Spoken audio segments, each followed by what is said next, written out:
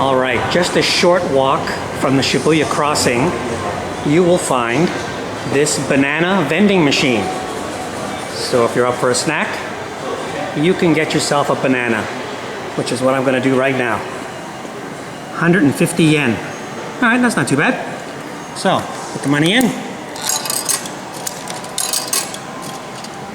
And I will select number 2. Oh. There you go. There you go. And I collect my 150 yen banana. Now, if anyone is wondering, did he really just travel to the other side of the world to buy a banana from a machine? The answer is yes, totally worth it. But I'm here for a much more serious reason. Many people don't know this, but I was bullied as a child. They used to call me Dole Banana because of the similarity to my name. I can still hear their ceaseless tauntings. But I'm here today to confront that trauma. And yes, I'm very brave. Thank you for saying so. And thank you, vending machine. Everything I need is on the ground. On the ground. Everything I need is on the ground.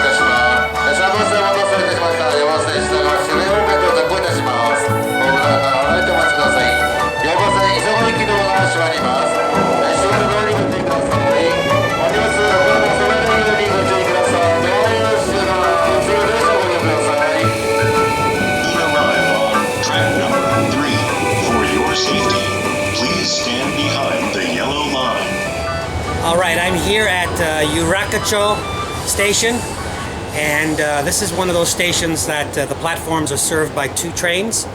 So the Yamanote line and the Tohoku line serve the same platform, and supposedly they say once every 20 minutes or so both trains come into the station at the same time, and it's like this big whoosh of air. So I'm just gonna hang out here for a few minutes, see if I can get both trains to come in at the same time, and let's see what happens. Well, I waited and waited and waited. I thought someone was going to ask me to leave. Okay, train nerd, we know you like the trains, move along. It is noisy on this platform, let me tell you. After half an hour, I looked away for literally 10 seconds, looked up and saw 2 trains coming toward the station at the same time, and scrambled to get the cameras running. I caught most of it. This is camera 1. Train bound for Shibuya and Shibuya will soon arrive on track number 3. For your safety, please stand behind the yellow line. For attention. And this was camera 2. There was no giant swoosh of air, but it was a cool moment nonetheless.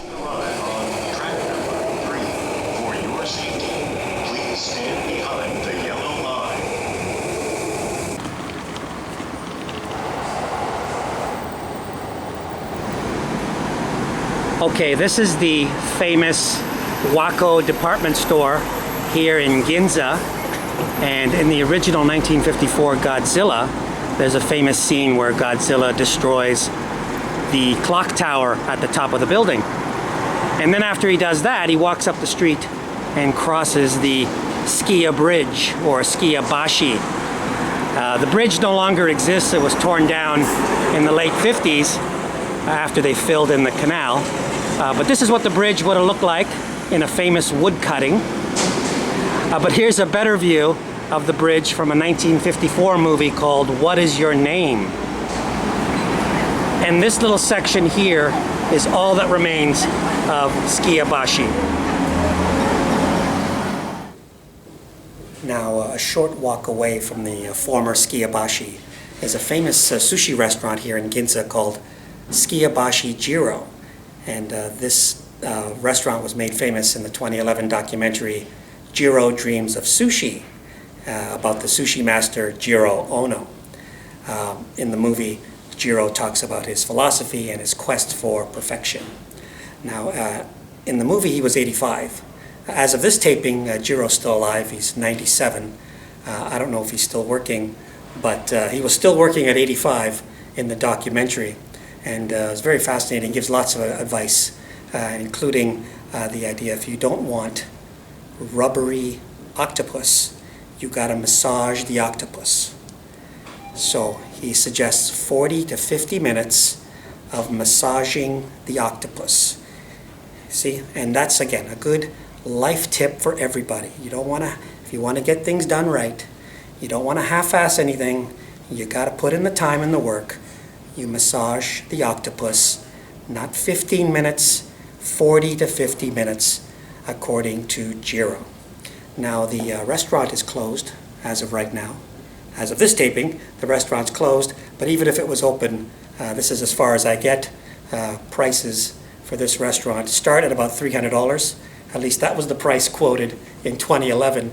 So maybe someday I can afford $300 sushi, but today this is as far as I get. Now this place, on the other hand, was more affordable. One of the many conveyor belt sushi places in Tokyo. It was very good, decent price, and very tasty.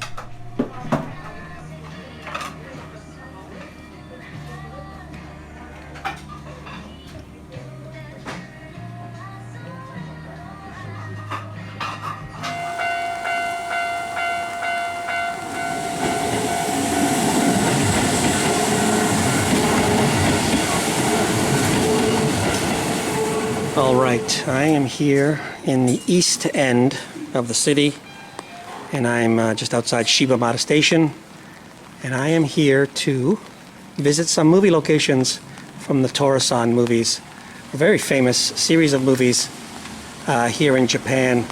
They ran 26 years and made 48 films, and the first thing you see when you come out of the station is the statue in honor of the actor Hatsumi Kiyoshi, who starred in all 48 of the films between 1969 and 1995, and he passed away in 1996, which ended the franchise.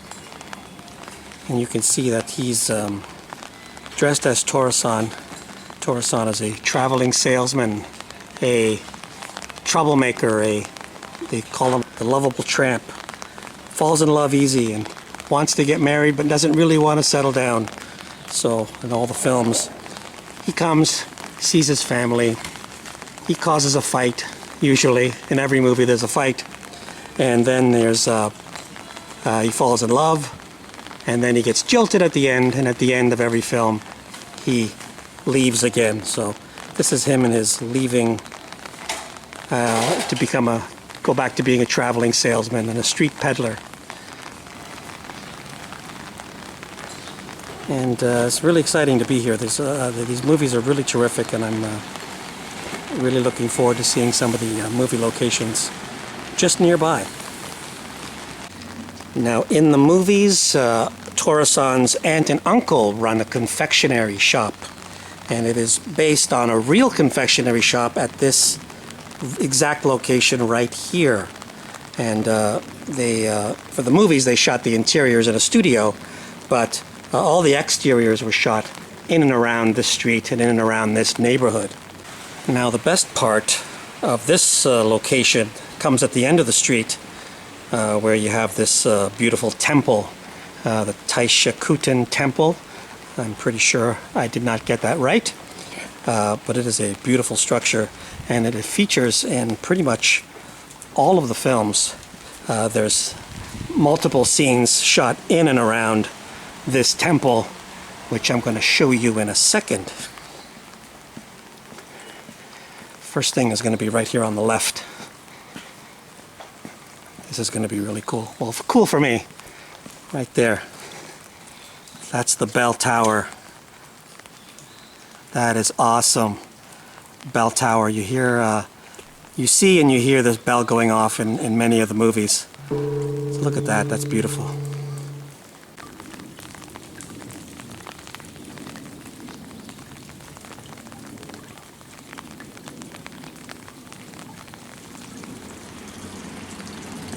Now another reason for coming to this temple is to walk in the footsteps of Chishu Ryu, who played the high priest in 40 of the Tora-san movies. Chishu Ryu is one of the all-time greatest Japanese actors, most famous for appearing in many of Yasujiro Ozu's films, including my personal favorite, Late Spring. Short walk away from the temple is the Edo River. Whole bunch of scenes from all the movies take place on and around the river. Those are the baseball diamonds, by the way, from the 16th movie, as is common knowledge. So what's my fascination with these Tora-san movies? Well, generally they've been hard to find. They've been pretty obscure, not until just recently that you could find some of these movies. If you could find the DVDs, if they existed, they were prohibitively expensive. It wasn't until 2019 when they made a 50th anniversary film called Tora-san, Wish You Were Here, and it brought back most of the main cast. And it started off, it was actually the first Tora-san movie I watched, and it kind of started off with a bunch of clips, like it was sort of the greatest hits of Tora-san, and I thought, well, it's just going to be a clip movie. But I was unprepared for how deeply, deeply moving this movie was. And character of the nephew, Tora-san's nephew. He's sort of the focus of this 50th anniversary movie, and his life isn't going well, and he's remembering his uncle, and sort of thinking about how life isn't the same without him, and that's that. By the end of this movie, I was just a blubbering mess, and just the title alone, "Wish You Were Here," I think that alone makes you think about all the people that you lost, and it kind of makes you think about family, and because that's one of the big underlying themes of this movie. You know, at the end of every movie, Tora-san goes away after he's jilted. He sort of leaves his family, but he always comes back, and the family always takes him back, even though he's not perfect. The family always takes him back. So at the end of most every movie, it's he's saying goodbye to his sister Sakura, and it's varying degrees of a tearful goodbye. There was one particular one, I think the 18th movie, I want to say, where they have a tearful goodbye at the train station. And when you understand that, after you see a few of these movies and you understand what it's all about, then you understand when you go back to the statue outside the Shibuya station, you realize the significance that there are two statues, and the second statue is of his sister Sakura, and she's saying goodbye to him, and that's what he's looking back, saying goodbye to her, like he does at the end of most of these movies. So I think you should check out these movies if you can find them. I think you'd really like them. Check it out if you can find them.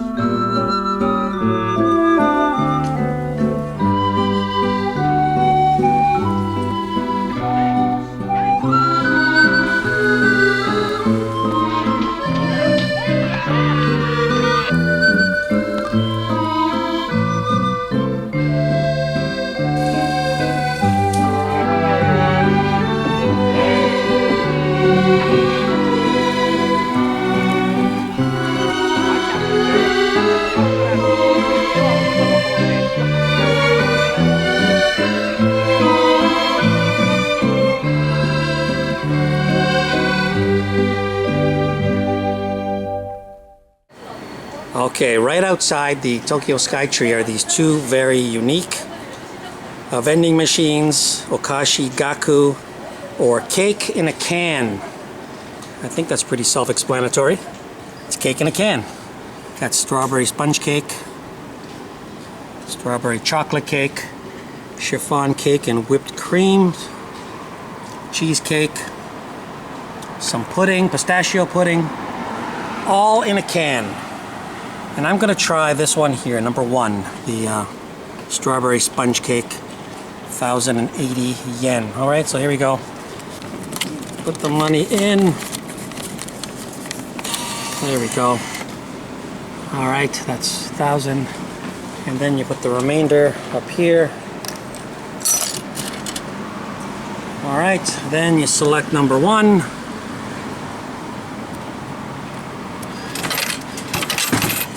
And there you get your cake in a can.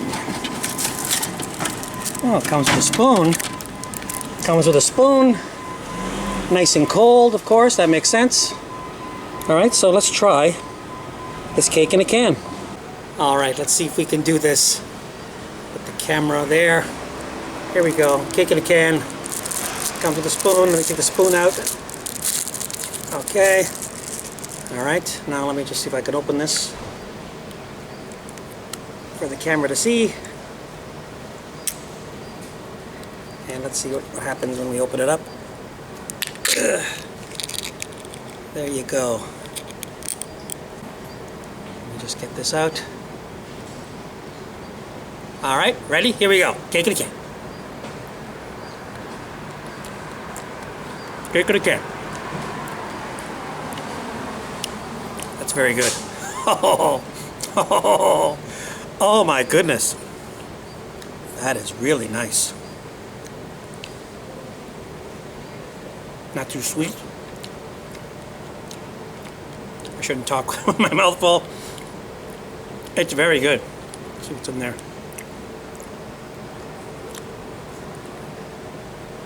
Very nice. Nice smooth texture.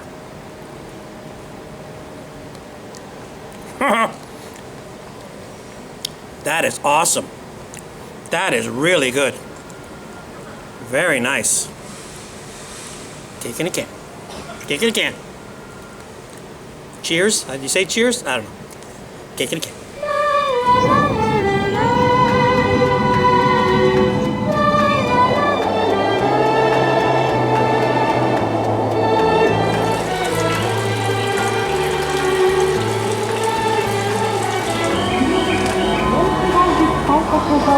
You get a kick out of this escalator. It goes down a bit, then it goes level for a little bit, and then it goes down again.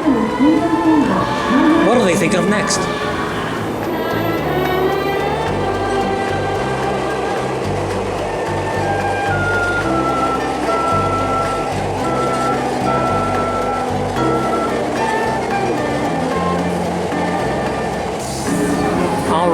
It's nice to be back in Shibuya. There's so much to see, so much going on in this place. Just to look around, people watch.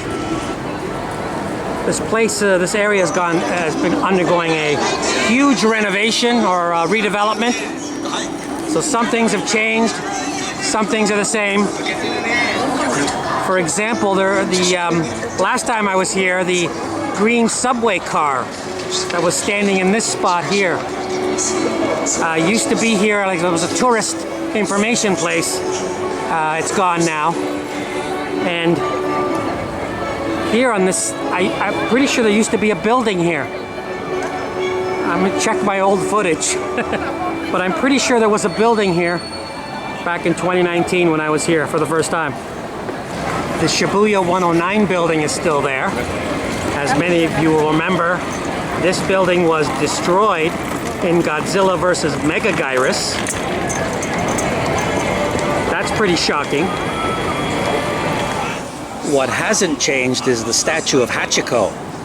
This is actually the 100th anniversary of Hachiko's vigil.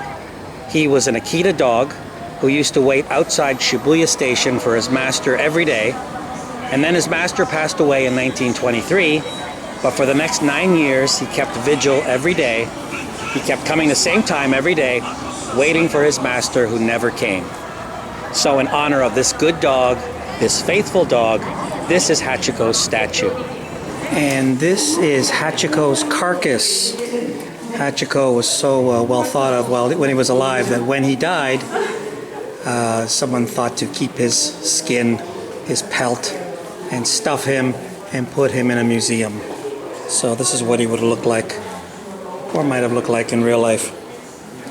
Now Hachiko shares this exhibit with two other dogs, Tara and Jiro, and they got a pretty amazing story too. Apparently there was some kind of expedition to Antarctica in 1958, a Japanese expedition, and something went wrong and they left behind 15 dogs, basically left them behind to die.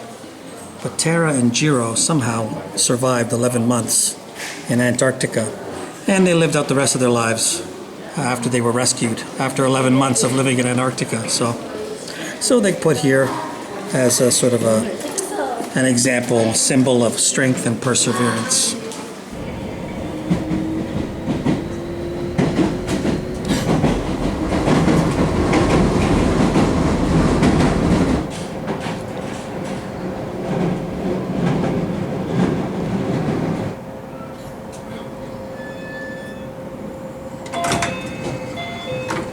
All right, somewhere behind me is the top of Mount Takao, 599 meters above sea level.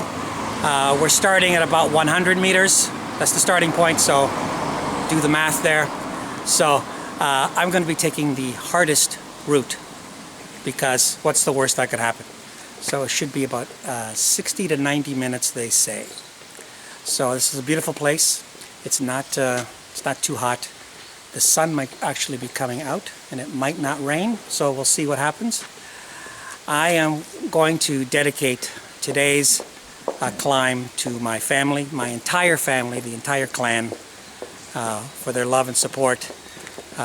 So my parents, my wife Prima, my kids, Nicholas and Isabella, Lorenzo, Thomas and Andrew and Nicole, Tina, Vince, Alyssa and Julia, Maria, Caesar, Sophia, Jalen, Nathan, and Julian, and to the memory of Elaine. I love you guys so much. Thank you for everything. Here we go.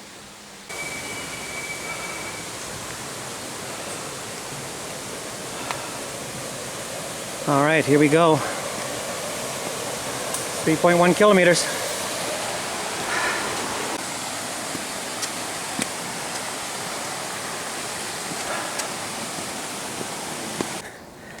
All right, so what's going to happen? I'm going to climb up,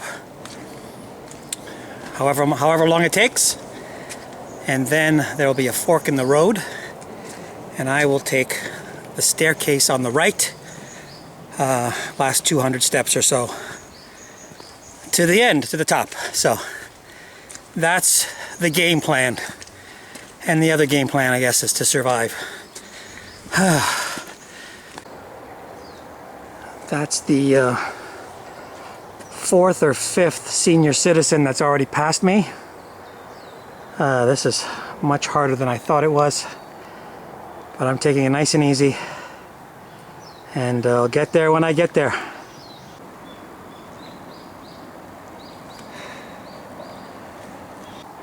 Okay, I guess this is telling me which bees to avoid. That's lovely. Oh.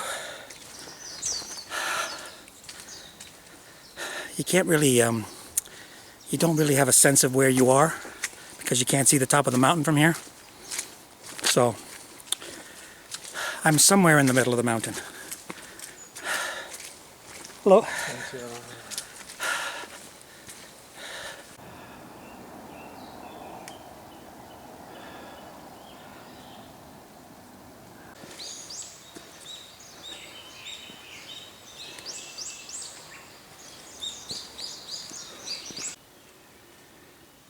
Is this mountain trying to tell me something?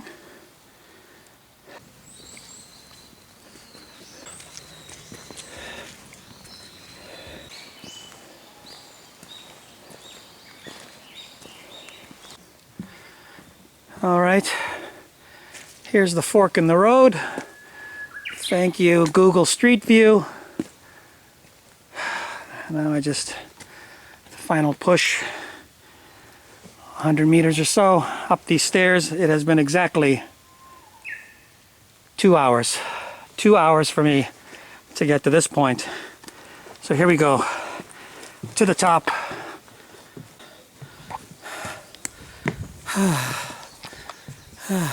If you're wondering why I sound half dead after only 2 hours, I ran out of water 3/4 of the way up, and it took a toll.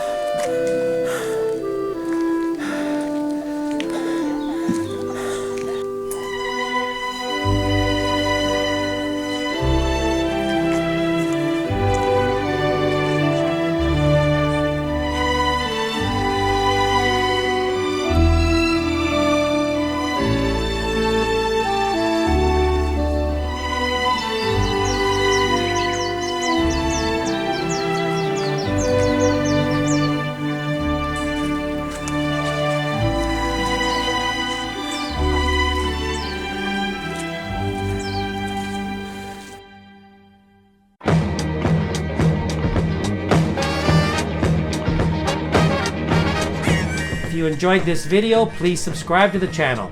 Like and share the video as well. Thanks to everyone for their support. It means a lot. Until next time.